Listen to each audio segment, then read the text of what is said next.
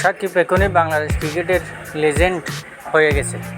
আর যদি একটা ম্যাচও না খেলে তাও ওর নাম বাংলাদেশ ইতিহাসে লেখা থাকবে, কিন্তু এটা ওর লক্ষ্য হতে পারে না। আমি আশা করি ও নিজেকে বিশ্ব ক্রিকেটার সর্বকালের সেরাদের তালিকায় তুলে নিয়ে যাবে।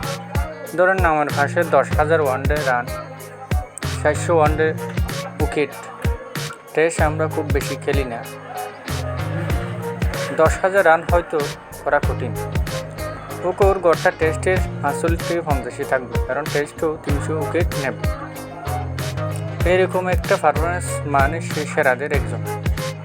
ওনাকে আবার জাতীয় দলের সুযোগ দেওয়া হোক। দর্শক, আপনারা কী বলেন? কমেন্টে আপনাদের মতামত জানাবেন।